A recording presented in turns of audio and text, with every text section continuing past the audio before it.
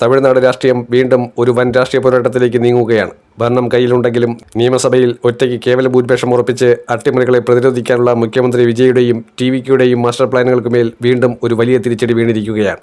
സംസ്ഥാനത്തെ 5 നിർണായക നിയമസഭാ മണ്ഡലങ്ങളിൽ ഉപതെരഞ്ഞെടുപ്പ് പ്രഖ്യാപിക്കുന്നത് തടഞ്ഞുകൊണ്ടുള്ള ഇടക്കാല സ്റ്റേ മദ്രാസ് ഹൈക്കോടതി വീണ്ടും നീട്ടിയിരിക്കുകയാണ്. ചീഫ് ജസ്റ്റിസ് അടങ്ങിയ ഹൈക്കോടതി ഡിവിഷൻ ബെഞ്ചാണ് തെരഞ്ഞെടുപ്പ് കമ്മീഷന് മേലുള്ള വിലക്ക് ഓഗസ്റ്റ് 28 വരെ നീട്ടി ഉത്തരവിട്ടത്.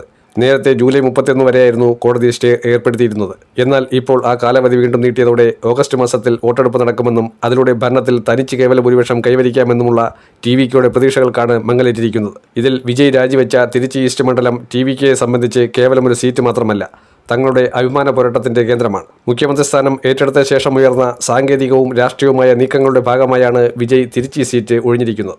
എന്നാൽ ഇവിടുത്തെ ജനവികാരം ഇപ്പോഴും തങ്ങൾക്കൊപ്പമാണെന്ന് തെളിയിക്കാനും വൻ ഭൂരിപക്ഷത്തോടെ ഈ മണ്ഡലം നിലനിർത്താനും ടിവിക്ക് കഴിയുമെന്ന കാര്യത്തിൽ രാഷ്ട്രീയ കേന്ദ്രങ്ങൾക്ക് വലിയ സംശയമില്ല. വിജയ് ഒഴിഞ്ഞ ഈ സീറ്റിൽ വൻ ഭൂരിപക്ഷത്തിൽ വിജയിച്ച് കയറുക എന്നത് ടിവിക്കയുടെ വലിയൊരു തന്ത്രപരമായ ലക്ഷ്യം കൂടിയായിരുന്നു. പക്ഷേ തിരുച്ചി ഈസ്റ്റ് അടക്കമുള്ള 5 മണ്ഡലങ്ങളിലും വോട്ടെടുപ്പ് തടഞ്ഞുകൊണ്ട് കോടതി സ്റ്റേ ഉത്തരവ് നീട്ടിയതോടെ ആ പദ്ധതികളെല്ലാം തന്നെ ഇപ്പോൾ അനിശ്ചിതത്വത്തിലായിരിക്കുകയാണ്.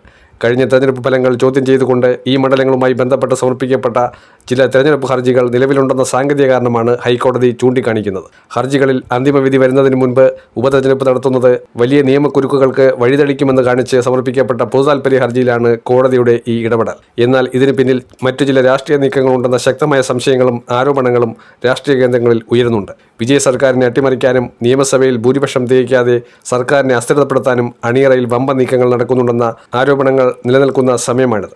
അടുത്തിടെ രാജ്യത്തൊട്ടാകെയുള്ള 7 നിയമസഭാ മണ്ഡലങ്ങളിലെ ഒഴിവുകളിലേക്ക് കേന്ദ്ര തെരഞ്ഞെടുപ്പ് കമ്മീഷൻ വിജ്ഞാപനമിറക്കിയപ്പോഴും തമിഴ്നാടിനെ പൂർണ്ണമായും ഒഴിവാക്കിയത് വലിയ ചർച്ചയായിരുന്നു. ഇതിനു പിന്നാലെയാണ് ഇപ്പോൾ ഹൈക്കോടതിയിൽ നിന്നുള്ള ഈ നിർണായക ഉത്തരവും വന്നിരിക്കുന്നത്. കേസിൽ കേന്ദ്ര തെരഞ്ഞെടുപ്പ് കമ്മീഷനോടും തമിഴ്നാട് സർക്കാരിനോടും ഹൈക്കോടതി വിശദീകരണം തേടിയിട്ടുണ്ട്. വിഷയം കൂടുതൽ വിശദമായ വാദത്തിനായി മാറ്റിവെച്ചിരിക്കുകയാണ്. കേവല ഭൂരിപക്ഷം എന്ന നിർണായക കടമ്പ കടക്കാൻ തമിഴകത്തിന്റെ ദളപതി ഇനി എന്തൊക്കെ രാഷ്ട്രീയ തന്ത്രങ്ങളാകും പുറത്തെടുക്കുക എന്നത് രാജ്യം ഉറ്റുനോക്കുകയാണ്. വിജയ് സർക്കാരിനൊപ്പമായതുകൊണ്ട് ഈ തെരഞ്ഞെടുപ്പുകൾ കോൺഗ്രസിനും നിർണായകമാണ്.